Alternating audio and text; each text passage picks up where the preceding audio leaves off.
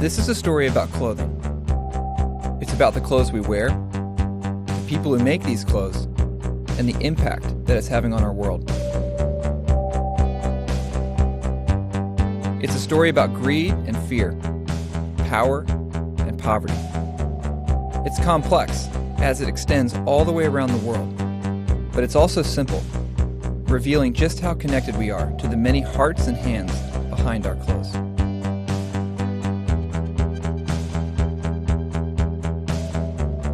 I came into this story with no background in fashion at all, beginning with nothing more than a few simple questions. What I've discovered has forever changed the way I think about the things I wear, and my hope is that it might just do the same for you.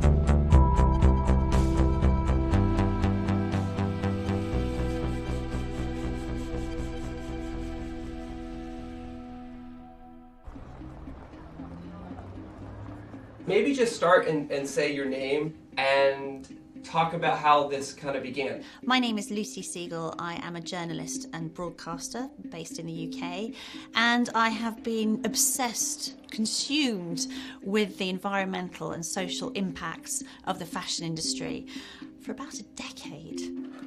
Well, I love everything about clothes, you know. I love the poetry, I love the fabric, I love the colors, I love the textures, I love the way that they make you feel. You know, they are our chosen skin.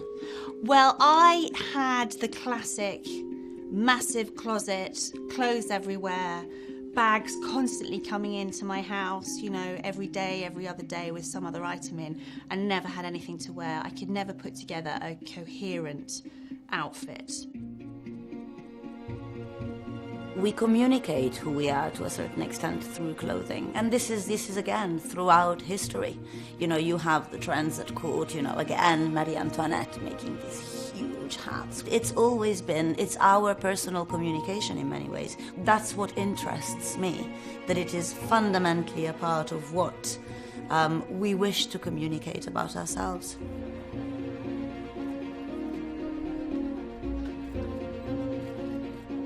And we used to have a system, a fashion system, where people would go to the shows, so they would do spring, summer, autumn, winter, and those kind of ran like clockwork for very many years. Okay, rip that up, throw it out the window. That has absolutely nothing to do with the fashion industry today. It has been reinvented. The shift is moving ruthlessly towards a way of producing which only really looks after big business interest. Growing up, I never gave much thought to anything other than the price of the clothes that I bought, usually making choices based on the style or a good deal. Looking back, I learned that for a long time, most of our clothing was actually made right here in America. As recently as the 1960s, we were still making 95% of our clothes. Today, we only make about 3%. And the other 97% is outsourced to developing countries around the world.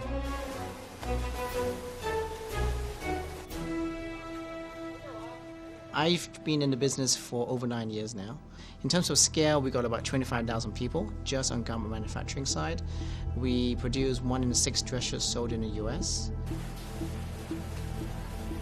If you actually go to a store and you benchmark the price of a garment over the last 20 years, you will find that it's actually a deflationary product, i.e. the price has gone down over time. Now, has our cost gone down? Absolutely not, okay? The cost has gone up. The more production we've outsourced, the cheaper prices have become on the clothing we buy, making way for a whole new model known as fast fashion, almost overnight transforming the way clothing is bought and sold. The newest H&M store on Fifth Avenue in Manhattan is the company's largest ever and just one of many new stores it's planning around the country. It's all part of a high street revolution, fast fashion. Instead of 2 seasons a year, we practically have 52 seasons a year. So we have something new coming in every week. And fast fashion has created this so that it can essentially shift more product.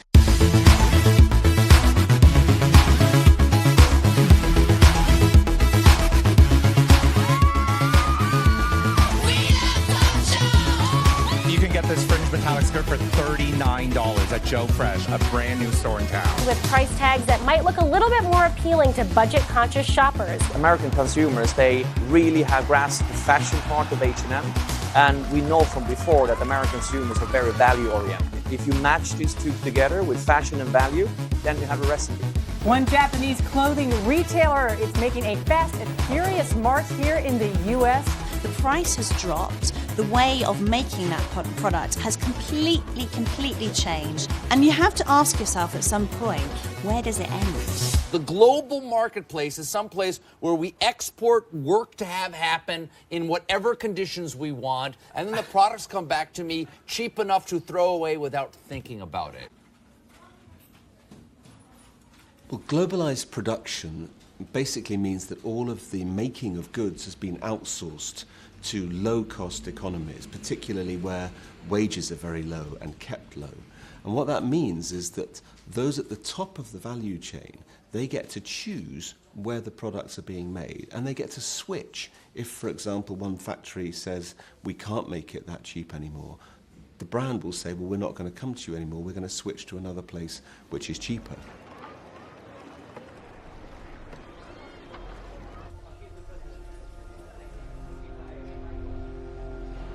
In the West, they're using everyday low price. So every day they're hampering me and I'm hampering my workers. This is how it is. They're competing, the stores are competing in there. When the stores are coming to us for an order and negotiating, they're telling, look, that particular store is selling this shirt with like $5, so I need it to sell it in the $4. So you better squeeze your price, so we are squeezing. Then other store is coming and selling, hey, they're selling it the $4, so the target price is 3. If you can meet the 3, you are getting business, otherwise you are not getting. Because we want that business so badly and we don't have other options, okay, every time we are trying to survive actually. Ultimately, something's going to give. Either the price of the product has to go up, or manufacturers have to shut down or cut corners to make it work. Cutting corners and disregarding safety measures had become an accepted part of doing business in this new model. Until an early morning in April, when an event just outside of Dhaka, Bangladesh, brought a hidden side of fashion to front-page news. Well, state media in Bangladesh say an 8-story building has collapsed near the capital of Dhaka, killing more than 70 people.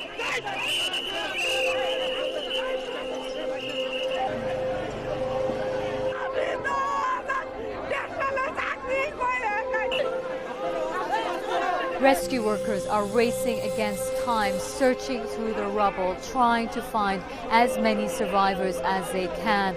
Hundreds are dead. Hundreds more might still be buried alive after officials in Bangladesh say factory owners ignored an order to evacuate.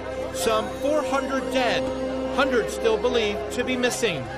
Garment workers in Bangladesh paying the price for cheap clothing. A huge crowd has gathered near the building site, many of them family members looking for loved ones, and they say they can still hear people screaming from underneath the rubble, crying out for help. Many are simply losing hope. আমি যে জায়গায় ছিলাম আমি আবার সিঁড়ির সামনে চলে গেছি দৌড়াই আর অমনি পড়ে গেছি পড়ে যাওয়ার লগে লগে আমার দুই পায়ে চাপা পড়ছে এই সাইডে যে ওয়ালগুলো আছে না ওয়ালে চাপা পড়ছে ওই চাপার তো পাও আমি দেখতেছি কি টান দিয়েও কোনো অবস্থা আনতে পারব না তা আমি টানাটানি করি নাই এমনি এখন মাথার মধ্যে কত চিন্তা কত রকম মনে কথা আসতেছে কামতেও পারতেছি না Anybody who like me, had written about problems in the supply chain, particularly for fast fashion, and tried to articulate how the risk was being carried by those who are most vulnerable and the worst paid. You tried to articulate that, but you could never have envisaged that there would be such a catastrophic illustration of what you were trying to say. And Rana Plaza, to me, was like some horror story. 2 weeks after the catastrophe, and the death toll now stands at a staggering 931, making it the worst garment industry disaster in history.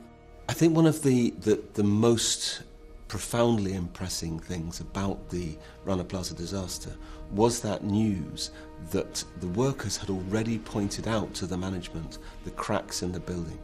They'd already pointed out that the building was structurally unsafe, and yet they'd been forced back in. Many survivors are asking how they could have been forced to return to work when management already was aware of the cracks in the building and workers' concerns on the very day of the collapse. A lot of clothes in American stores are made in Bangladesh by workers who earn about $2 a day. Last month there, a garment factory collapsed, killing more than 1,000. And a few months before that, a factory fire killed more than 100. And as bodies are still being pulled out of the rubble, another factory in Bangladesh caught fire early this morning, killing 8 more people. As story after story of clothing factory disasters kept filling the news, it was now the case that 3 of the 4 worst tragedies in the history of fashion had all happened in the last year. As the death toll rose, so did the profits generated. The year following the disaster at Rana Plaza was the industry's most profitable of all time. The global fashion industry is now an almost $3 trillion annual industry. Bangladesh is now the second largest apparel exporter after China. How? Well, unlike some of its competitors, Bangladeshi manufacturing remains dirt cheap, and unions have limited power. The country cornered the absolute bottom of the value chain. Those 1,000 poor girls lost their life because everybody didn't give damn shit, and they just wanted the cheap price and a good profit. It shouldn't be like that. Everybody should take the responsibility for those kids.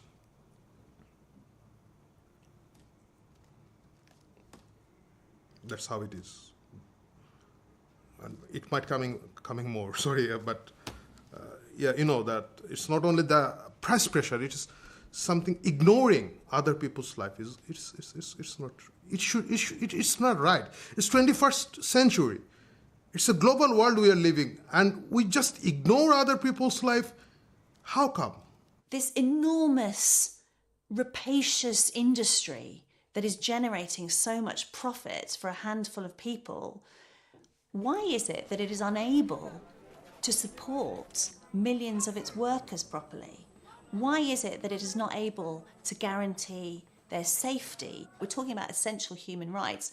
Why is it unable to guarantee that whilst generating these tremendous profits?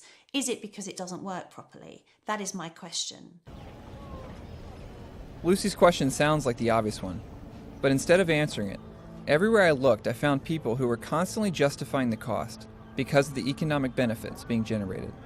So this low-wage manufacturing, or so-called sweatshops, they're not just the least bad option workers have today. They're part of the very process that raises living standards and leads to higher wages and better working conditions over time.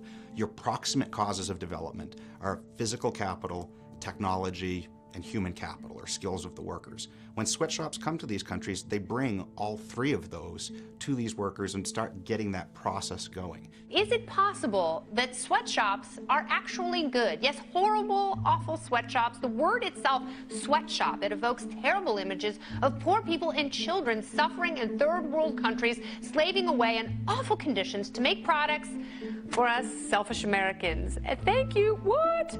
Does it bother me that people are working in a factory making clothes for Americans or for, Europeans, or that that's how they're spending their lives? Is that what you're kind of asking me? Yeah, sure.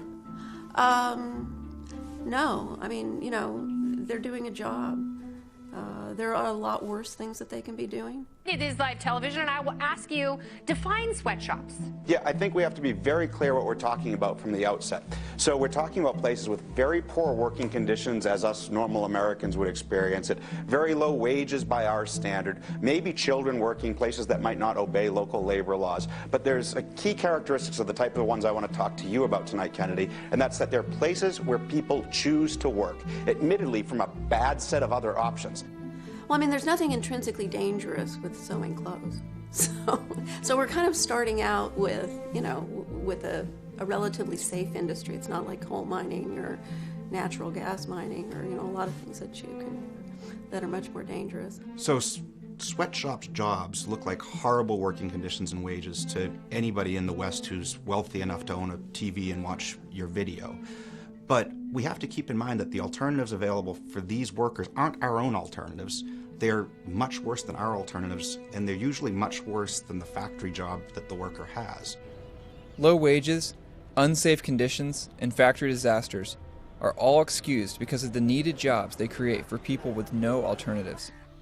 This story has become the narrative, used to explain the way the fashion industry now operates all over the world. But there are those who believe that there must be a better way of making and selling clothing that does generate economic growth, but without taking such an enormous toll. So we don't know yet how long this embroidery is taking. Do you think you could ask Chantu just roughly how long that whole panel is taking? Because I guess we'll see it later on in the FOB price breakdown, but it would be great to know, wouldn't it? So I'm Safia Mini. I'm founder and CEO of People Tree. And People Tree is a fair trade fashion brand that started over 20 years ago in Japan. You were worried that we had a bit too much navy. What are you feeling now? Because we did put more black into SS14, and that has worked really, really well with Orla's designer collaboration. Have we got enough black print in the collection? Well, we've lost that abstract dust print, this one here, in the black. But I think this pink will be really... I think it's one of those prints that everyone's a bit nervous of, but actually will do well. I think most fashion brands start with a concept of a collection or a look. They don't tend to think, who is going to make the product and how can I ensure that producers or suppliers are going to eat. So what we're trying to do at People Tree is really start with the skills that we have at each producer group and then design the collection up whilst also looking at the integrity of the collection in its aesthetic.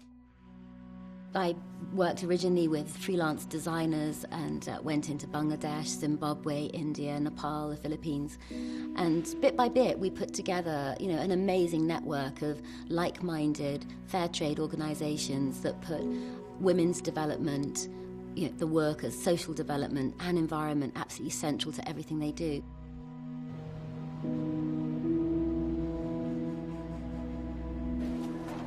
One, two, three.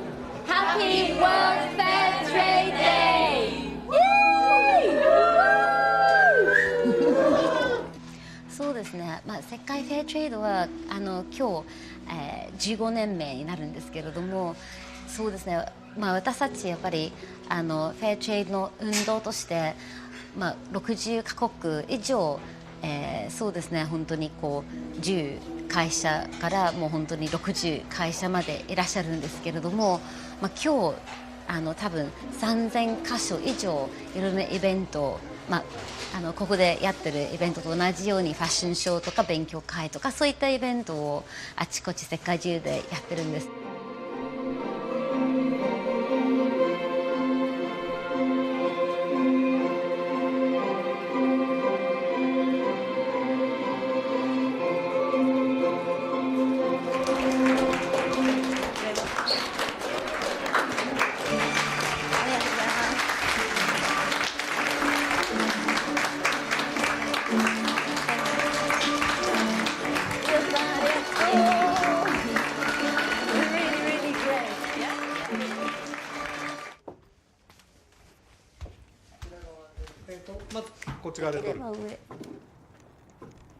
体もう少し私の方に向いてもらえますか？足ももっと。That's beautiful. Fair trade is a citizen's response to correcting the social injustice in an international trading system that is largely dysfunctional, where workers and farmers are not paid a living wage, and where the environment is not considered at all to make the products that we buy every day.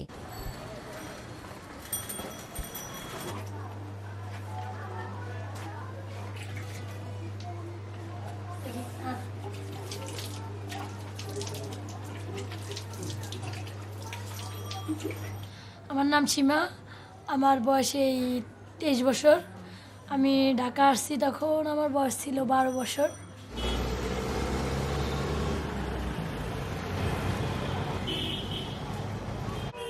Shima is one of about 40 million garment factory workers in the world. Almost 4 million of these workers are here in Bangladesh, working in almost 5,000 factories, making clothing for major Western brands. Over 85% of these workers are women, and with a minimum wage of less than $3 a day, they are among the lowest paid garment workers in the world. কারণ আমি ঢাকা আসছি, আইসা আমার খালার কাছে থেকে আমি চাকরি করি গার্মেন্টসে। যখন আমি গার্মেন্টস চাকরি নিয়েছি তখন 700 টাকা বেতনে গার্মেন্টসের চাকরি নিয়েছি।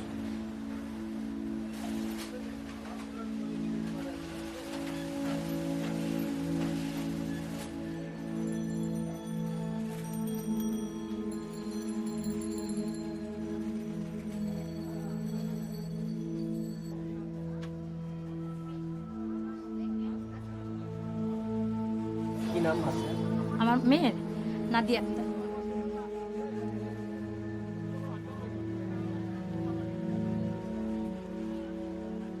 প্রায় 15 দিন আমি অফিসে নিয়ে গেছি, কিন্তু অফিসে প্রচণ্ড গরম, আর ওই কাজের ভিতরে তো মনে করেন মিলানো, ওই মেডিসিন মিলানো, ওগুলো বাচ্চাদের মুখে গেলে অনেক ক্ষতি হয়ে যায়। বিষয় হলো যে আমি ঢাকা নিয়ে রাখতে পারতেছি না, আমার রাখার মানুষ নাই।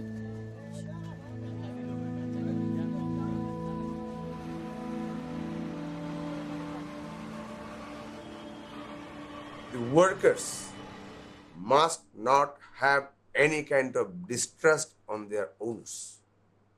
If they have, there will not be any good working atmosphere in the factory. They must respect. The owner is paying us as per rule. If they do not have this kind of confidence, you won't get the result. তারপরে আমাদের এই অফিসে union করছি, এই ইউনিয়নের পর থেকে আমি প্রেসিডেন্ট পোস্টে আছি। তখনই স্যারের সাথে মানে রাবিনামাটা জমাও দেওয়া হয়েছে, স্যারেরা রিসিভও করছে। রিসিভ করার পরে স্যারের সাথে একটু কথা কাটাকাটি হয়, কথা কাটাকাটিতে হওয়ার পরবর্তীতে তারা দরজা লক করে 30-40 জন স্টাফ এবং স্যারেরা মিলে আমাদের উপরে এরকম আক্রমণ করে, অনেক মারধর করে। এবং সাথে চেয়ার ছিল, তারপর মনে করেন যে ওই লাঠি ছিল, স্কেল মিস্কেল ছিল, সিজার মিজার ছিল, ওইগুলো দিয়ে। এবং বেশিরভাগই আমাদের অত্যাচার করছে, তারা শুধু লাথি মারছে, ঘুষি মারছে এবং ওয়ালের সাথে মাথা বাইরে এসে বেশিরভাগই বুকে এবং তলপেটে এদিকে আমাদের অনেক আঘাত করছে স্টাফরা মিলা। It's estimated that 1 in every 6 people alive in the world today work in some part of the global fashion industry, making it the most labor-dependent industry on Earth. Most of this work is done by people, like Shima, who have no voice in the larger supply chain. But to fully understand the impact that fashion is having on our world, we have to go back to where it all begins.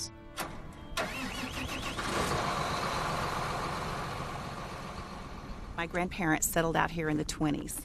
And so this is a part of my heritage. People ask why I'm an organic cotton farmer. It's because I don't know any better. My granddaddy was an old German farmer that felt like we should respect the land, we're stewards of the land, and respect the life that's in the land. You're actually sitting in the high plains of Texas, and there's 3.6 million acres of cotton grown in this region. We're literally the biggest cotton patch in the world.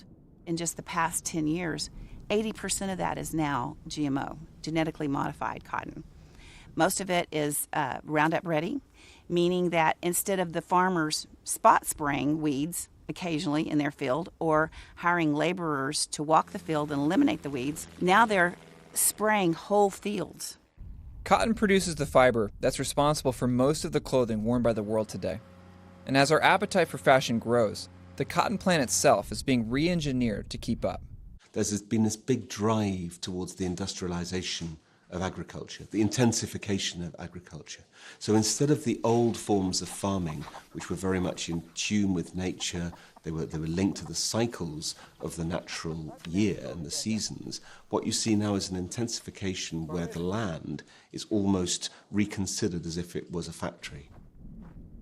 What you've created is this general practice of we treat millions of acres the same.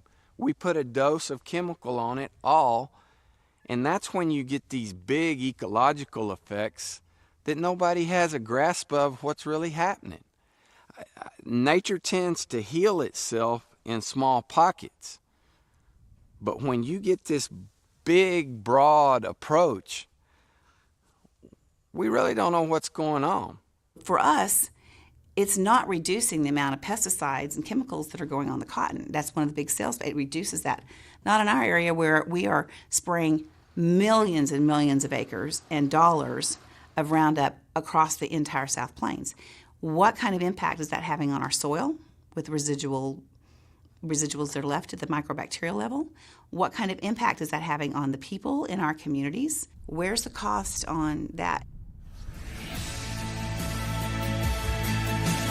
Monsanto is proud to be the industry leader in agricultural innovation because of what these agricultural advancements can do to help you double yields for the future needs of the world. We're dedicated to the future of agriculture and providing farmers with innovations that help them produce more and conserve more while improving the lives of people around the world. Together, we can face the challenges of the next generation and beyond.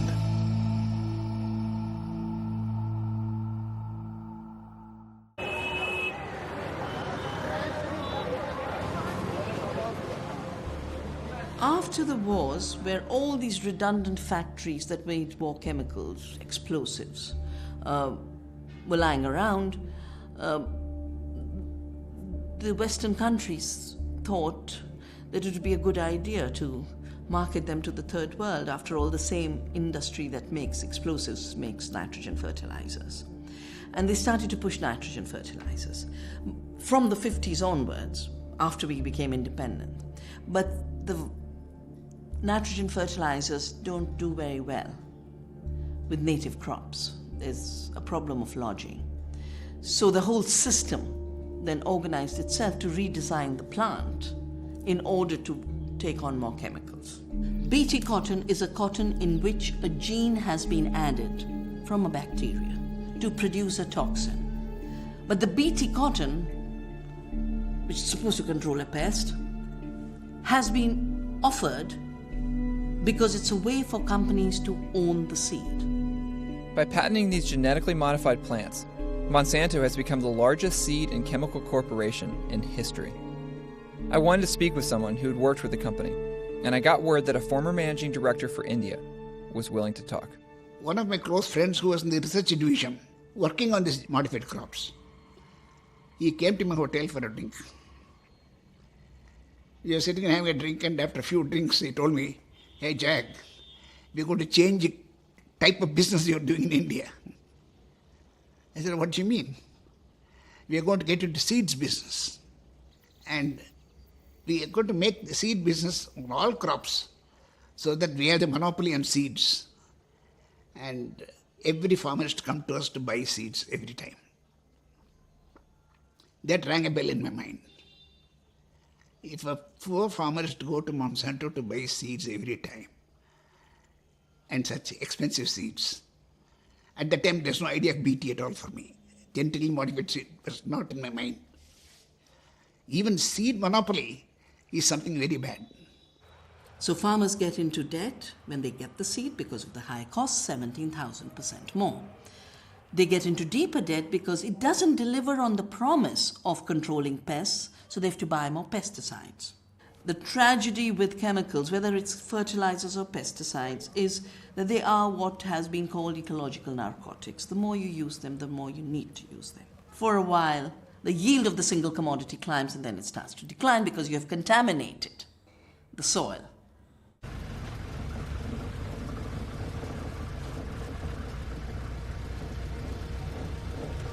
Most of India's cotton is grown in the Punjab region, which has quickly become the largest user of pesticides in India. Dr. Pritpal Singh has been studying the effects of these chemicals on human health, and his reports show a dramatic rise in the number of birth defects, cancers, and mental illness here in the region. You can go in every village, you will see that hundreds of patients are suffering with cancers. 70 to 80 kids in every village you will find them facing the severe mental retardation and physical handicap.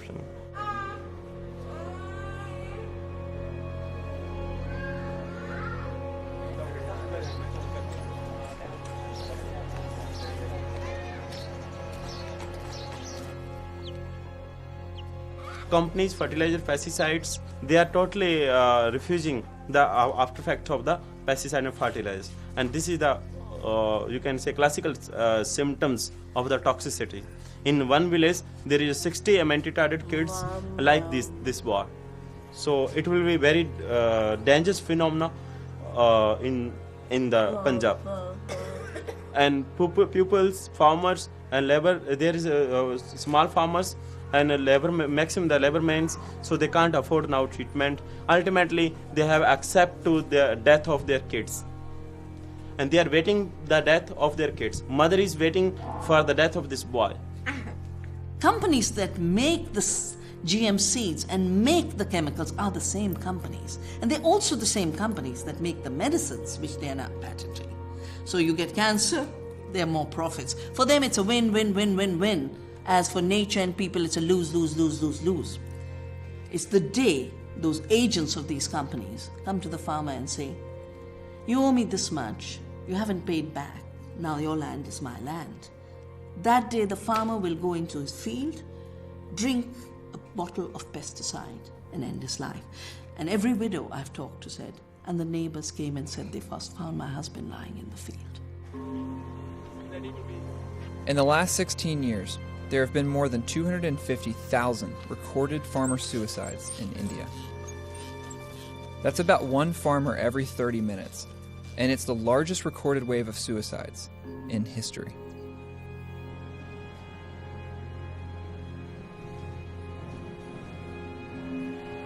As it becomes clear just how much of an impact fashion is having on our world, there is an increasing amount of research to suggest that it's also having a growing effect on us, the people buying these clothes.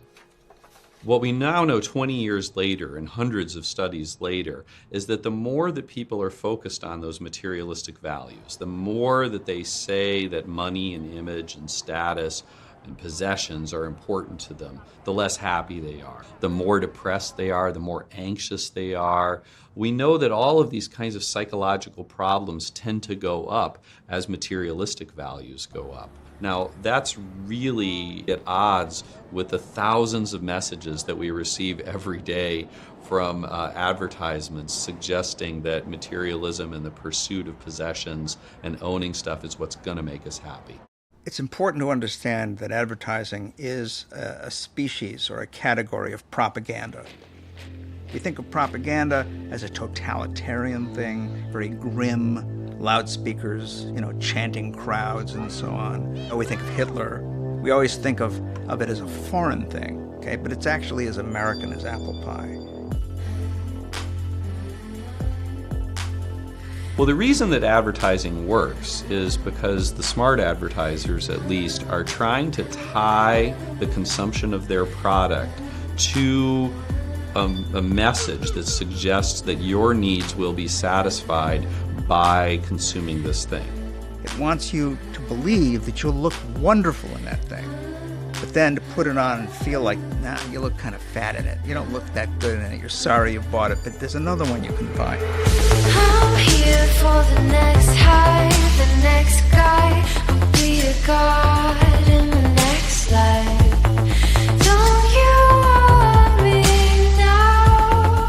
I know you want this. I'm more than a maker, the shit's greater. This name won't fade away. Don't you want Think of all of the car commercials you see that show, well, I've really made it now. I'm a competent person because I'm driving this BMW or this Audi. Or think of all the shampoo commercials you've seen where the person now has beautiful flowing hair and is loved and appreciated by the people around them. The basic message is the same. The way to solve the problems of your life, we all have problems in our life, the way to solve the problem in your life is through consumption. Hey you guys! Today I'm coming to you guys with a clothing haul. I went shopping a couple of days ago and literally went insane and bought so many things. My spam box, I don't know, whereas literally blown up by you guys saying you guys wanted a haul. So, here it is. Okie dokie, so first off, I have some things that I got from H&M. So then I went to Forever 21. It wasn't even a question, it was just like fate. I just had to get it. Like if it could levitate towards me, it would have levitated. I got this skirt, bright yellow, and it was $8.50. It's a jean button-up thing. And I just loved this. I just loved it, loved it, loved it. It's a gray knit sweater and it has pink hearts all over it. I love tie-dye things. Like tie-dye things are literally the bomb.net. It has a little yin yang sign on the front of it. I just love these so much. And it's just this really pretty light blue sweater. I don't even know if I'm gonna wear this now that I got it because I don't know if I like it that much. I need to stop.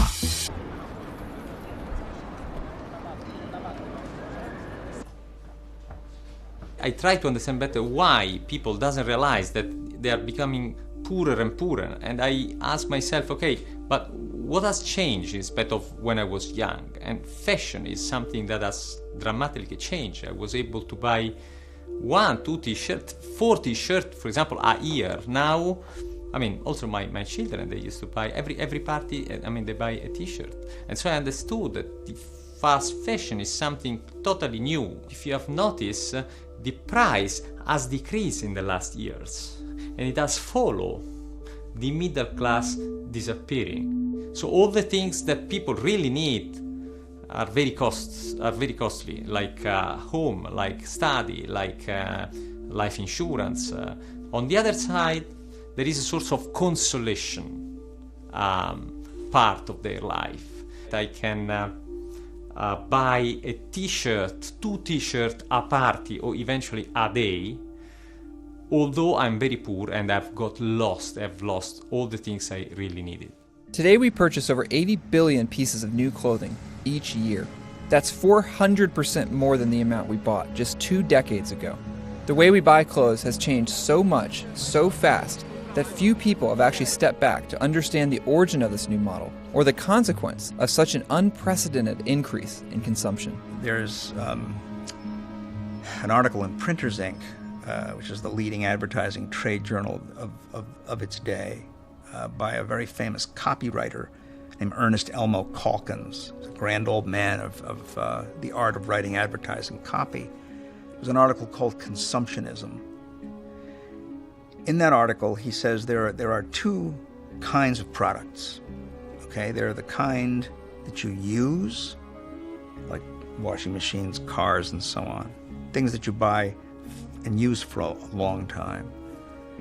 And then there are the things that you use up, like chewing gum and cigarettes, other perishables.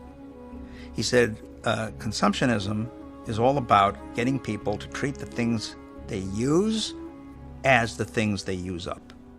With their innovative buy one, get 3 free pricing, a soup from Joseph A. Bank is effectively cheaper than paper towels. And now they come in these easy-to-use dispensers. With 4 suits for the price of a modest dinner, I can feel good about throwing them away when I'm done. You just have to look at landfill, and you can see in landfill that the amount of clothes and textiles being chucked away has been increasing steadily over the last 10 years as the sort of dirty shadow of the fast fashion industry. As we get sort of closer and closer to species degradation, to trashing our last remaining pristine wilderness, we seem hell-bent on producing more and more disposable stuff. It makes no sense. Fashion should never and can never be thought of as a disposable product. I think after any big change in any industry, it takes a while to sort of to feel and smell the dirt that comes out of something that is polluting. So I think now there is a change because you can't deny that the fast fashion industry is having a massive impact in developing countries. The average American throws away 82 pounds of textile waste each year, adding up to more than 11 million tons of textile waste from the U.S. alone. Most of this waste is non-biodegradable, meaning it sits in landfills for 200 years or more while releasing harmful gases into the air. The sheer amount of cheap clothing, even though people feel perhaps somehow that they're offsetting by giving to charity. You know, the journey of a t-shirt donated to charity is unpalatable in itself. Pepe, it is a disease in Haiti. And not only in Haiti, I think in any third world country that you're visiting, it's a problem. It's a huge problem. Pepe, a bunch of clothes, most of them came from the States. People will go and buy a box full of clothes. They don't even know what they're buying. Those are clothes people donate to charity, and charity cannot sell them on their thrift store or whatever. They pack them, ship them to those third countries, and most of them end up here. Turns out that only about 10% of the clothes that we donate actually get sold in local thrift stores. And as we're going through our clothing faster and faster, now more of it is being dumped into developing countries like Haiti. As the amount of secondhand clothing coming into Haiti has increased, the local clothing industry here has disappeared. Once a proud local tailoring sector, Haiti now produces mostly cheap t-shirts for export to America. Parce que autrefois, les wap travail, ou te konwe yon moun ki vin apprendre. Un moun te capable vin apprendre, vin dire bon, wap montre me faire couture. Et puis ou montre elle, il connaît à l'aide de couture là, il pral joindre un travail pour le faire. Mais kounya là, moun nèg doit fin apprendre ni, mais il pas joindre espace pour le passer. So I'll tell people, stop buying things that is not good, that is costing like $10. You're going to go on a bar, you're going out today, you just go to a store and buy yourself a dress for $10 because it costs $10, I don't need to throw it away. And tomorrow you're going to do the same thing over and over and over again. As awareness of fashion's impact on our world is growing, there are key leaders in the industry who are beginning to question the impacts of a model built on careless production and endless consumption. At Patagonia, we hate the word consumers. We've got to find a better word. We prefer customers, and we prefer also customers who recognize the impact of their consumption. They recognize that as consumers, they're part of the problem. We are hopeful that we can encourage our customers to join us in really questioning consumption. Because without a reduction in consumption, we don't feel that we'll really collectively find a solution to the problems we face that are collectively, year by year, resulting in the continued decline of the health of our planet. I mean, the fashion industry just needs to think. It needs to just stop and sort of look at how it's been working in a conventional way and just sort of question it, challenge it, and that's, for me as a designer, that's the most exciting thing that I do now. More exciting than saying, oh, I love this color this season, or this is the silhouette or the hemline. For me, a way bigger challenge and excitement is actually looking at my industry and saying, you know what, I'm gonna try and do it in a way that is not as harmful to the planet. Business through advertising has pulled society along into this belief that happiness is based on stuff, that true happiness can only be achieved with, an annual, seasonal, weekly, daily increase in the amount of stuff you bring into your life. That we want to encourage our customers to think twice about those assumptions, to understand where they came from, and through that understanding to know that we can all together, we can change how this is done. The customer has to know that they're in charge. Without them, we don't have jobs, and that is really important. So you don't have to buy into it. If you don't like it, you don't have to buy into it. I love the embroidery, Shantu. Don't you think we should have the embroidery on both sides? I think we should definitely add the embroidery here as well. I think it looks a bit mean to have it just on the front, so let's have it on the sides too. It won't add much cost. It's not so dense, is it? What do you say? Swallows is a fair trade fashion business, but it's also a development society, so it helps more than 3,000 people in this village. I come here every 4 months. We call them production trips, and we're working with the producers, trying to find out, what are the barriers to making a great product and to getting it to the market. And we're also doing fair trade capacity building, so looking at, what are the obstacles to delivering more social benefit or improving, the environmental protection in these areas. For me, this is about partnering. This is about finding creative solutions together with the team here, and really listening to what their problems are and finding a way that works together.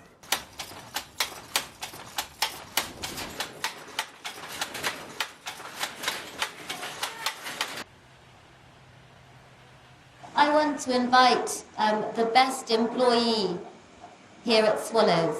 I want to invite one female representative from Swallows to come to London in autumn or next spring. And I would like you to think who would be that best representative. But I want you to know who your customers are, and I want you to really understand the marketplace and come back and tell all your friends.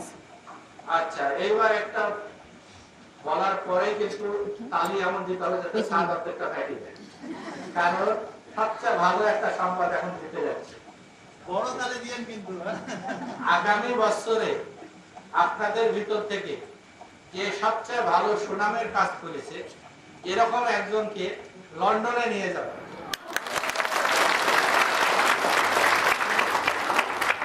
Either if she does it single thread, single stitch, then maybe she needs to do more densely, more concentrated. এটা কি এই gap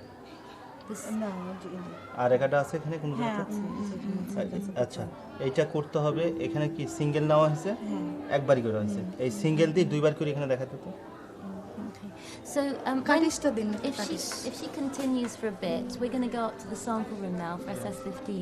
Can she come and show us the next one that she does?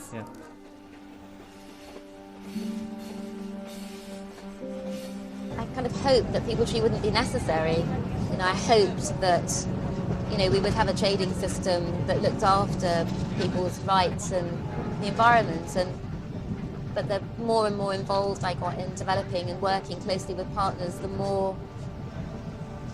dirt and filth I discovered about how trading practices, undermine everything that we believe in and everything I know most people believe and value. I don't know, People Tree just really grew organically. It grew from a really great collection of people that feel passionately that there's a different way of working, of living, of consuming, of interacting with people in a very humane way. I didn't necessarily feel that there'd be 1,000 shops selling People Tree today. And I see there's so much more that we need to do. So I think it's not just about creating jobs for the 7,000 people that work for People Tree. It's also about being a catalyst for change, within the industry and proving the model works.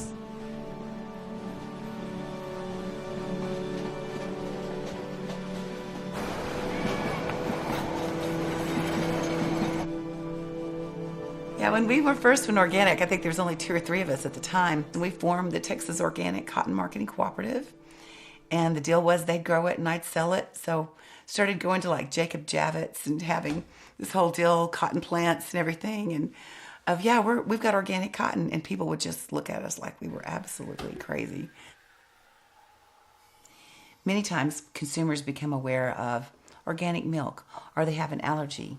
And so interestingly enough, cotton and what they put on their body, even though the skin's the largest organ on your body, isn't even on their radar screen because they're not getting the connection of, oh, I eat this organic apple, therefore I'm not directly ingesting pesticides or chemicals or whatever the case may be. But they don't get that direct connection with clothing. And so you have to start looking at in that bigger community scope, that it is about our air, it's about our world, it's about our planet, it's about our people. And so it is that awareness of, you may not feel that you're having the direct impact by buying this organic shirt, but the impact you're having is in the bigger picture in the world at large, and especially in the community where the cotton's grown.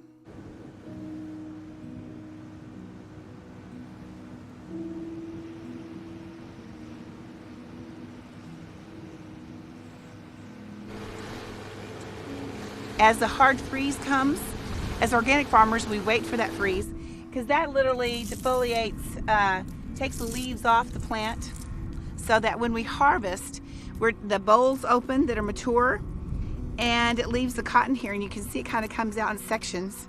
So this machine that's coming is called a cotton stripper, and it's called a cotton stripper because it literally comes along and strips, use kind of fingers, and it literally strips all of the bolls off of this plant.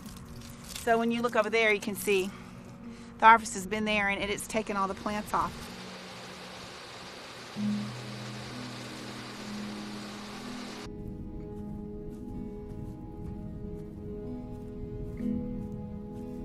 I think one of the problems that we have in the current model is it's all about the profit. And it doesn't take into consideration at this cost, at what cost? The cost of polluting the water, the cost of labor, the cost of bars on the window that people die when a fire breaks out in the factory, the cost of farmers that don't have access to education and health care. And so we haven't really factored in what the true cost is.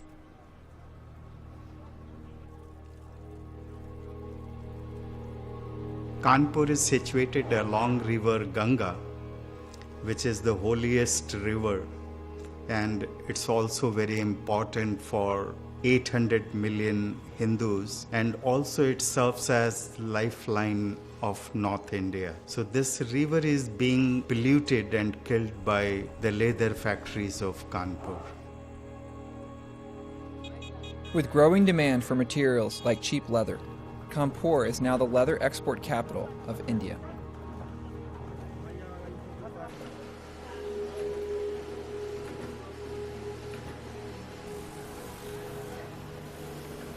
Every day here, more than 50 million liters of toxic wastewater pour out of the local tanneries. Heavy chemicals used to treat the leather, like chromium-6, flow into local farming and even drinking water. In places like Kanpur, far from the eyes of the world, major Western brands are able to source cheap materials while avoiding all accountability for the growing cost to human health and the environment.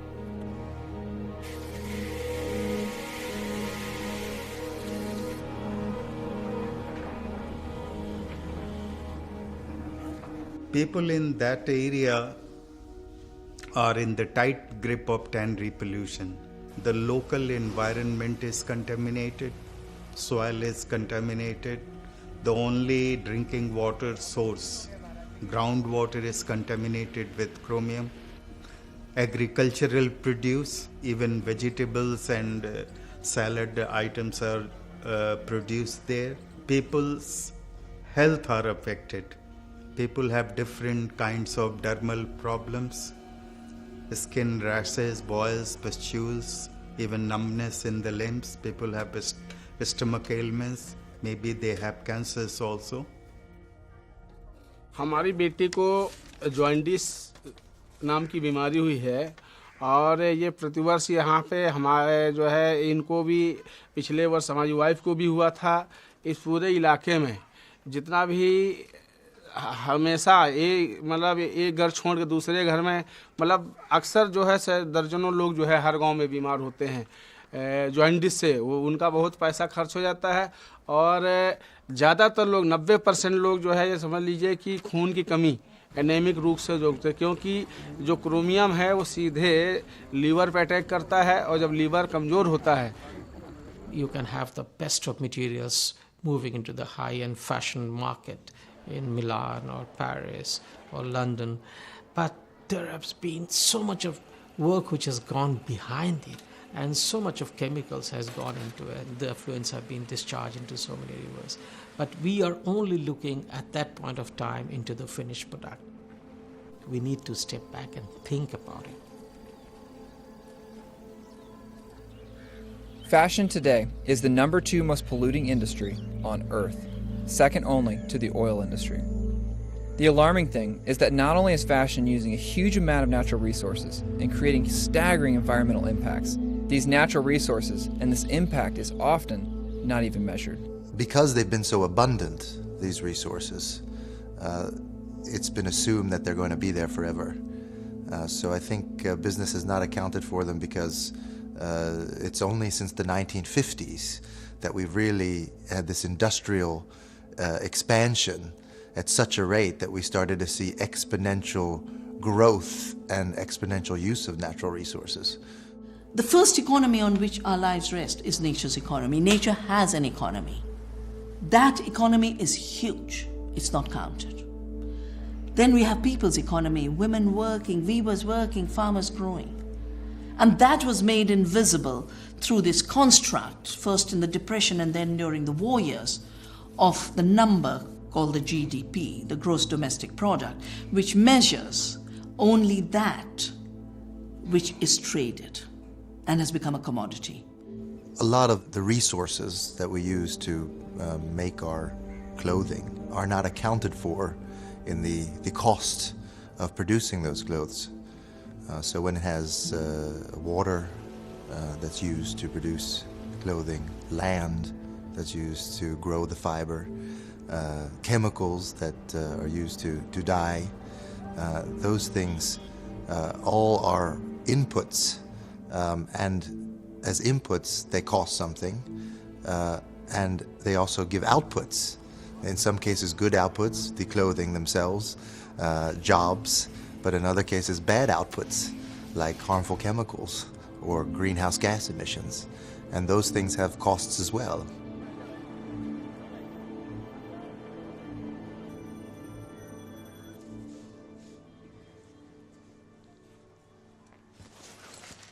আমার ভালো শিশু মেয়েকে যে রেখে আসেন খারাপ লাগে না? অবশ্যই খারাপ লাগে, কিন্তু করার কিছু নাই। আমি চাকরি করি, রেখে আসতে হয়। আর দ্বিতীয় কথা, ঢাকা থাকলে আমার মেয়ে লেখাপড়া হয় না। যেমন এই 2 মাসে আমার মেয়ে একদিন বই নিয়ে বসে নেয়, শুধু টিভি দেখে, কার্টুন দেখে, দেবের গান দেখে। কিন্তু দেশে থাকলে আমার মেয়ে এটা পারে না। সকালে মসজিদে যায়, দুপুরে আবার স্কুলে যায় 8টা বাজে, 12টা বাজে আসে, আবার 3টা বাজে কোচিংয়ে যায়। এখানে তো এটা হয় না। এখানে কার কাছে রেখে যান? কে দেখে? এখানে বর্তমানে পাশের ঘরে বাড়িটা ছিল, তার কাছে রেখে গেছি। আবার ওর আব্বু বাসায় আসছিল মাঝে মাঝে, তার কাছে রেখে গেছি। আবার আমি অফিসেও নিয়ে গেছি, গতকালকে অফিসে নিয়ে গেছিলাম।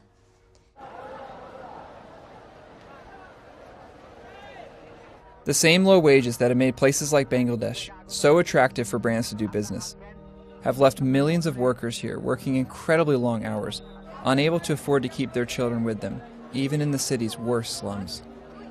In order to give their children an education and the chance of a better future than life in the factories, many garment workers here, like Shima, are leaving their children to be raised by family or friends in villages outside the city, only getting to see them once or twice a year.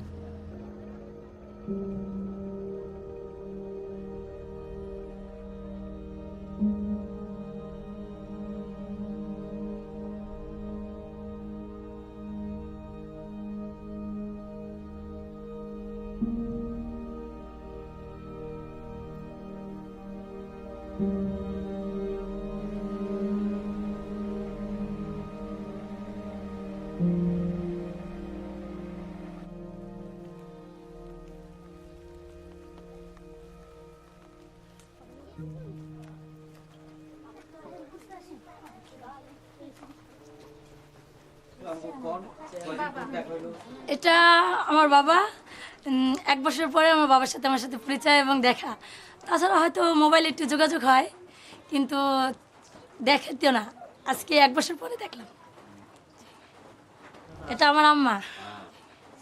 হ্যাঁ, 1 বছর পর আম্মার সাথে পরিচয়। মানে মোবাইলে কথা হয় আমার সাথে, তো দেখি না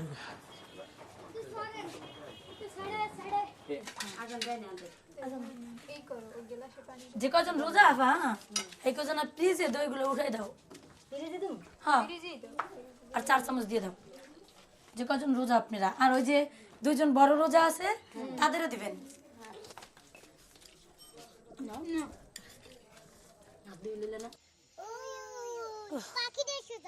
পাখিটা সুতা দেই না কোন জায়গায় এদিকে না না এদিকে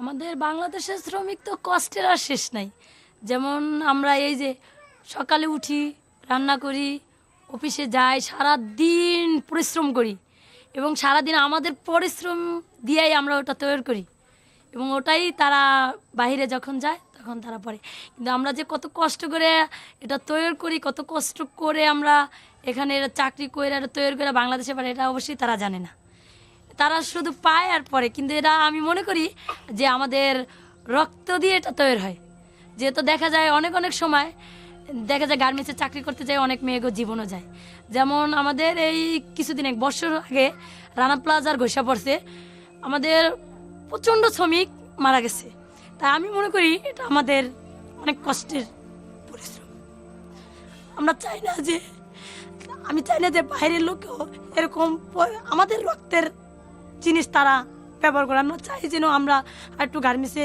উন্নত মালিক যেন আর একটু সতর্ক হয় যেমন রানা প্লাজার ঘোষণা পড়ছে আমি চাই না যে রানা প্লাজারের মালিকের মতো আর অন্য মালিক এরকম রিস্ক নিয়ে এবং এরকম বিল্ডিংয়ে ওয়ার্কারদের নিয়ে কাজ করে এবং আরও এরকম শ্রমিক মারা যায় আরও অনেক মায়ের কোল খালি হয় আমি এটা কোনোদিনও চাই না আমি চাই আমাদের আর একটু মালিক সতর্ক হোক এটাই যেন আমাদের একটু দেখে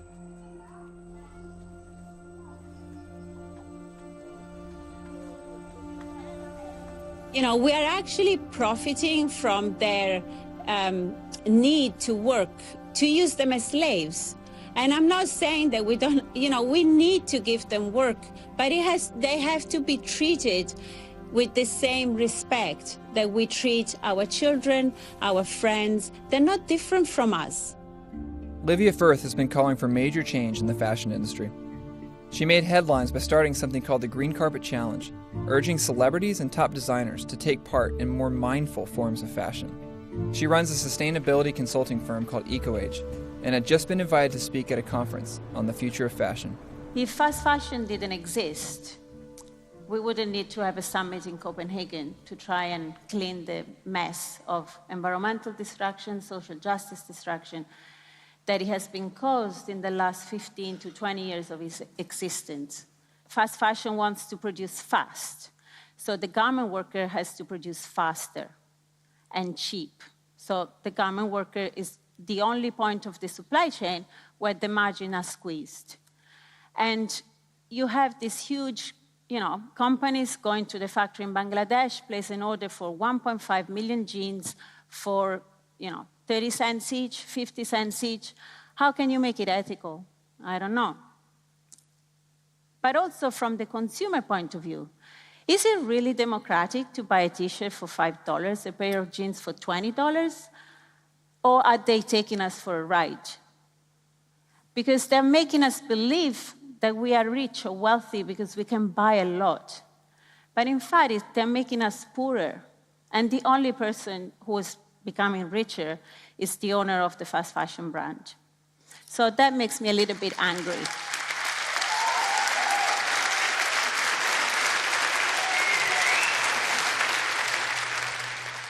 You spoke about a commitment to try and promise a basic living wage. What does that mean? How do you define a fair living wage in Bangladesh? You know, what does that mean? And I have a pilot project in 3 factories, and by 2018, 15% of your factories are going to have that. It's not good enough. It's not. It's very clear for us that what a living wage is something that the workers should say. and that's incorporated in our way of working. How much is it? And that's not for us to say a sum, but we do an assessment all the time. How much is it? To make sure that it covers the basic needs of the workers. So I can show you that later on. H&M has mastered the model of fast fashion, becoming the second largest clothing corporation in history, with annual revenue of more than $18 billion. They are now one of the largest producers of clothing in both Bangladesh and Cambodia. Sadly, along with every other major retailer I asked, they declined all interview requests for this film.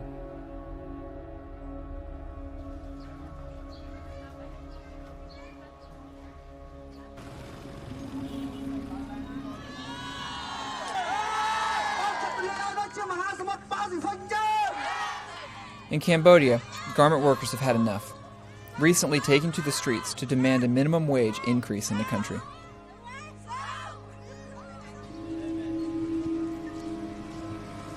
As protests continued, workers were met with violent crackdowns as police began to open fire with live rounds.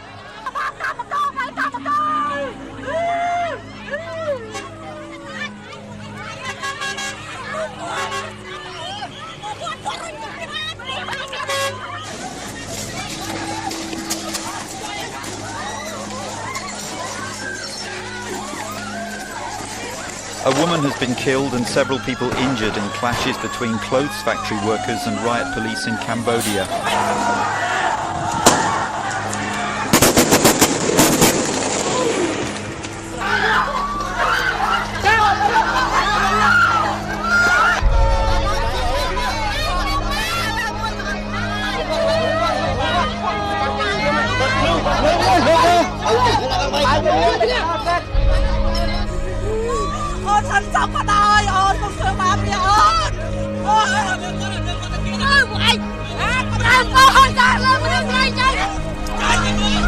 For 2 days, Cambodia was a battleground. The city of Phnom Penh. The police, the paratroopers were brought in as if there were war on the street of Phnom Penh. Why? Because workers in the textile industry continue to demand a minimum wage of at least $160.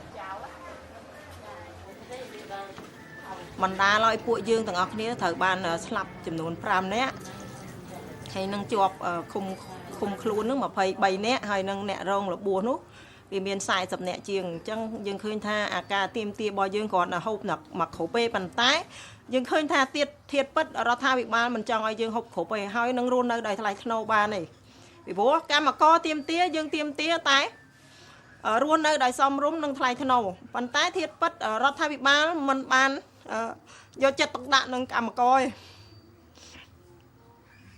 Today is the funeral of a factory worker.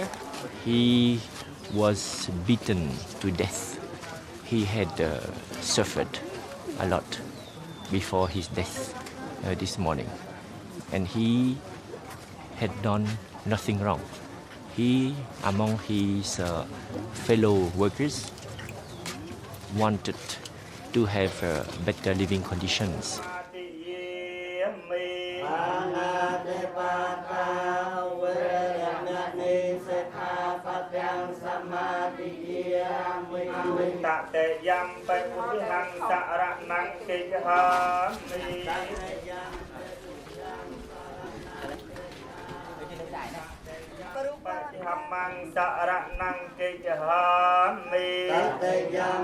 We will continue his fight so that all Cambodian workers will have decent living conditions.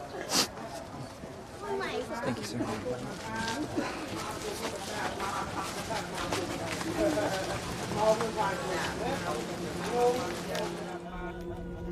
The Cambodian government, like other developing countries, are desperate for the business that multinational retailers bring. Because of the constant threat that these brands will relocate production to other low-cost countries, the government holds down wages, routinely avoiding enforcement of local labor laws. But because the major brands do not officially employ the workers, or own any of the factories they produce in, they are able to profit hugely, all while remaining free of responsibility for the effects of poverty wages, factory disasters, and the ongoing violent treatment of workers. The whole system begins to feel like a perfectly engineered nightmare for the workers trapped inside of it. You cannot fool us and exploit our human resources, exploit our workers.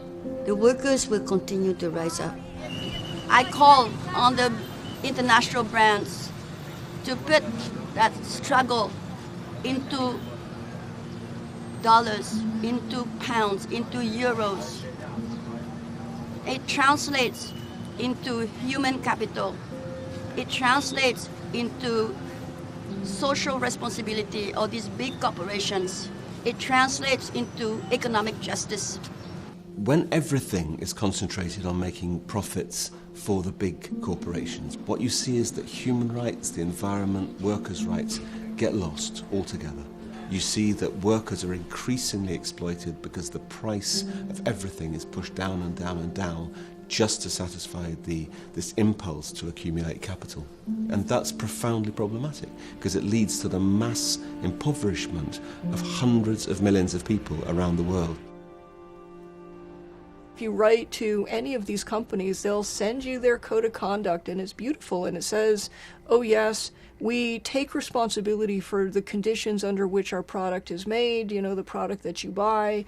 All the factories where we produce, we require them to respect the minimum wage laws, you know, all of the laws of the country, to respect women, not to hire children, no forced labor, no excessive overtime hours, all that stuff.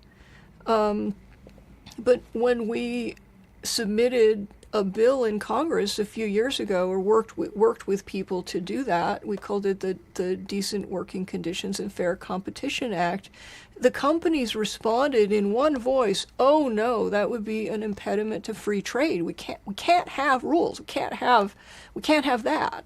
They want to keep it with voluntary codes of conduct. Now, they've fought for and they've won laws to protect their stuff and their interests. But, what about the workers? The workers are left with voluntary codes of conduct. And what we see in case after case after case is that those voluntary codes of conduct are not worth the paper that they're written on. We need to acknowledge, particularly in the fashion industry, that human capital is part of this miraculous formula.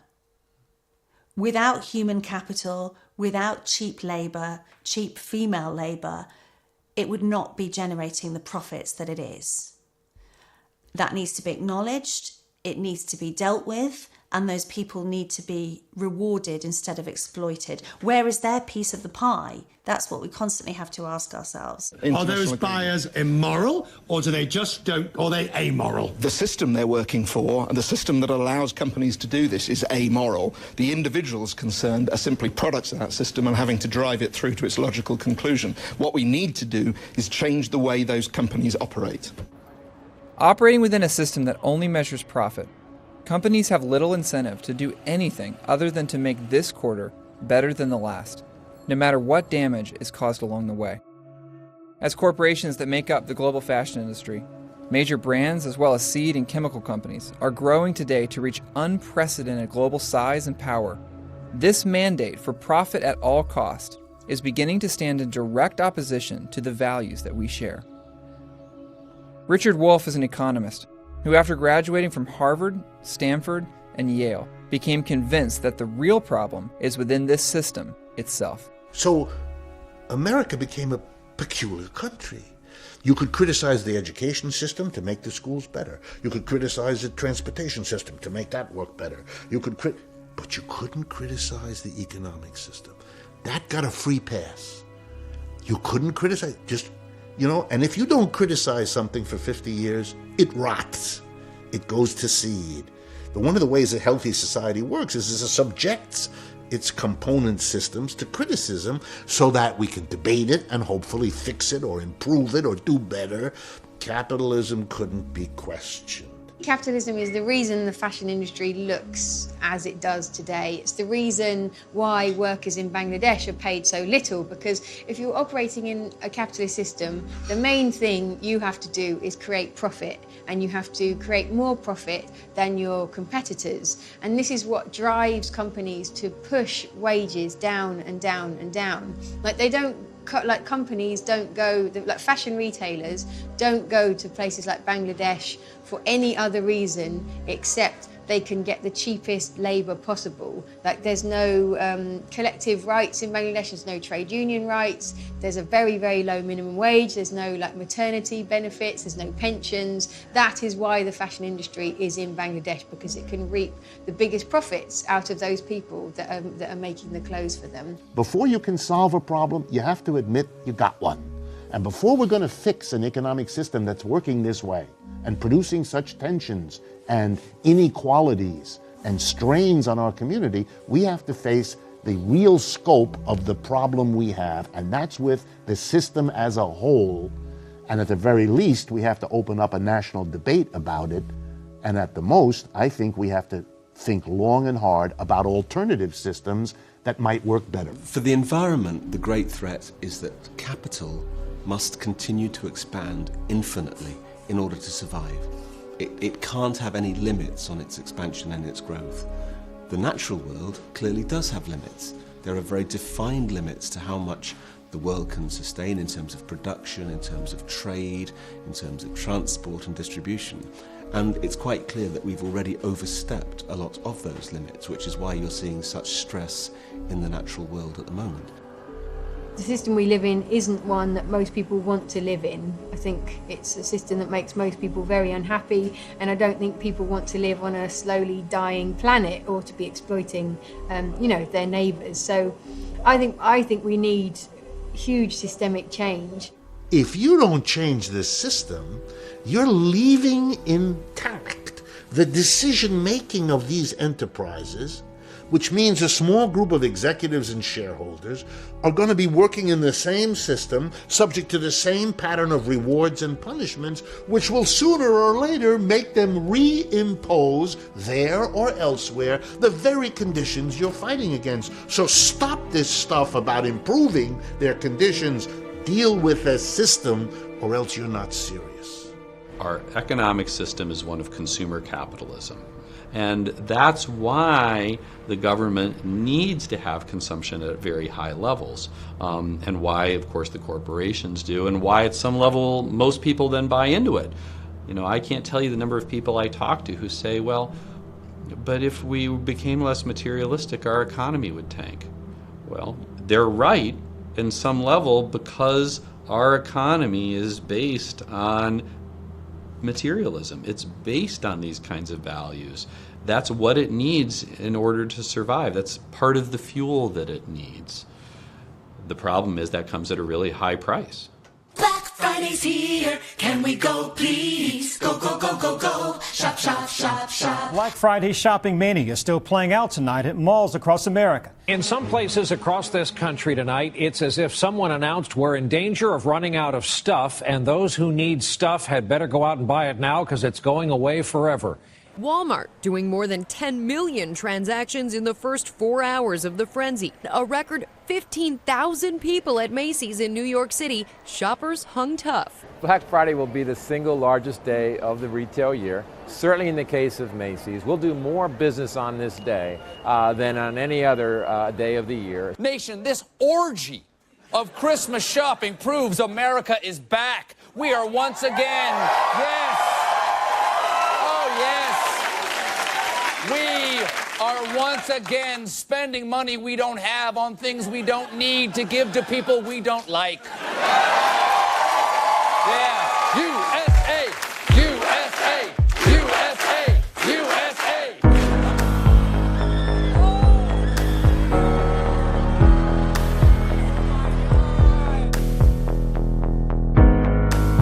I've kept my grip so tight, I won't let anyone get in my way.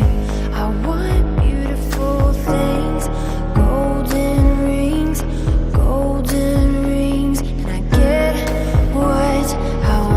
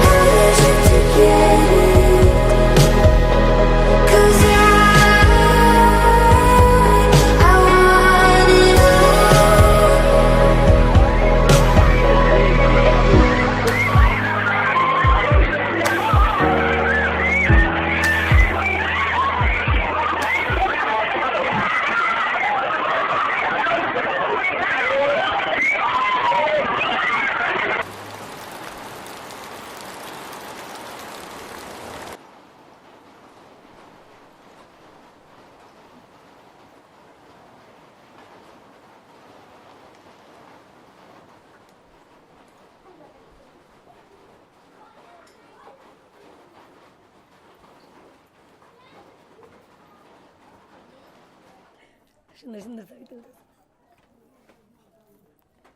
ছবি তো আজকে পাপ্পা দিয়ে দিতেছে কালকে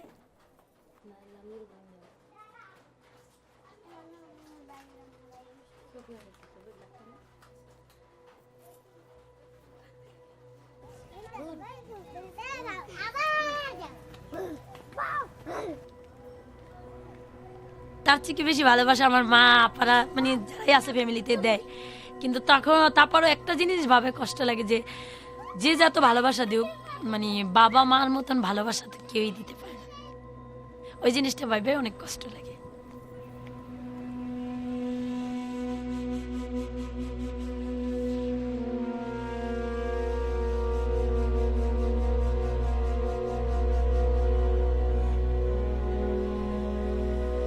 চাই আমার মতন যেন আমার মেয়েটা গার্মেন্টস জীবনে না জড়ায় এবং আমার মতন যেন কষ্ট আমার মেয়েটা না করতে হয় আমারও কষ্ট লাগে কিন্তু আমি মনে করি যদিও কষ্ট লাগে আমার এই কষ্টটা সার্থক হবে ওই দিনই যেদিন আমার মেয়েটা আমি লেখাপড়া করে মানুষ করতে পারবো মানুষের মতো মানুষ করতে পারবো গ্রামের মানুষে বলবো যে না সীমা যদি ঢাকা থেকে গার্মেন্টসের চাকরিও করছে তাও আর মেয়েটাও টাকা পয়সা খরচ করে লেখাপড়া করাইছে এবং মানুষের মতো মানুষ করে তুলছে এবং যে কোনো একটা ভালো সরকারি চাকরি যদি নিতে পারে কি ভালো একটা ছেলের সাথে যদি বড় হলে আমি বিয়ে শাদী দিতে পারি তখন মানুষ আমারে ভালো বলবে এবং নিজের কাছেও আমার গর্ব মনে হবে যে আমি কষ্ট করলাম আমার মেয়েটার কষ্ট করতে দিনে আমার মেয়েটাকে আমি মানুষের মতো মানুষ করে তুলছি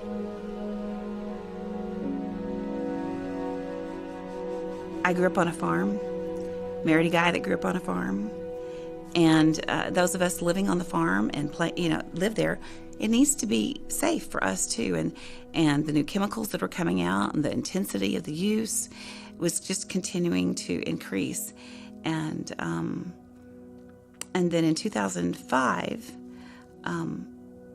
Terry started having some loss of fine motor skills and this and that, and come to find out, he had a glioblastoma multiforme stage 4 brain tumor. And at the prime age of 47 years old. And he died at the age of 50. They gave us 6 months. We had 2.5 years.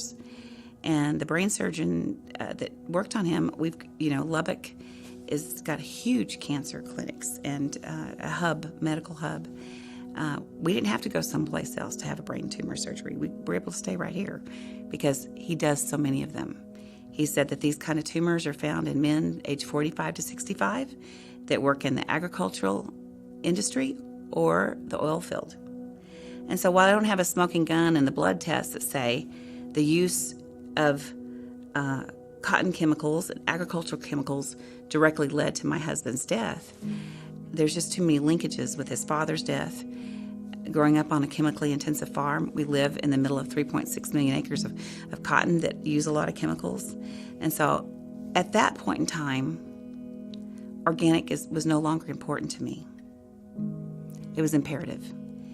It's imperative that we change agriculture. It's imperative, if we're talking about the long-term sustainability and well-being of our lives on this planet and our children's lives on the planet, that we have to change.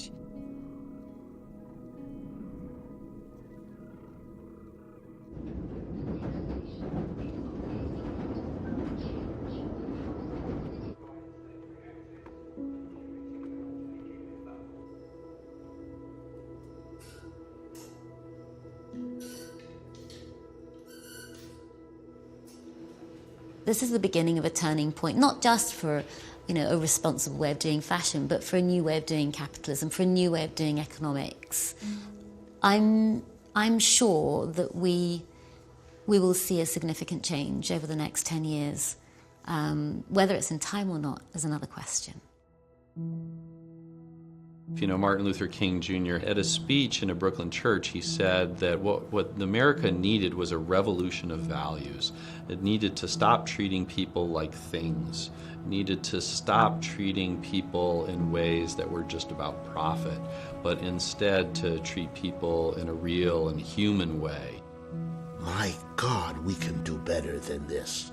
If what we want is to spread, as I would argue we do, spread industry around the world, not concentrated in one place. Let the benefits be shared globally, then let's do that in an orderly, reasonable, careful way. We need to recognize that capital is just money. Money is a means, and people should be accountable for how it's used. We need to celebrate the creative power of human beings, and we need to talk of creative work. We must stop talking about labor.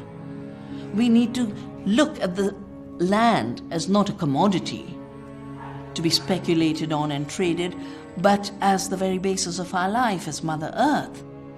If you change all consumers into activists, all consumers asking ethical questions, all consumers asking quite simple questions about where their clothes are from, all consumers saying, I'm sorry, it's not acceptable for someone to die in the course of a working day. We can't just roll over and say, yes, have it, do what you like. It's too important, it's too significant an industry. It has too much impact and effect on millions of people worldwide and common resources.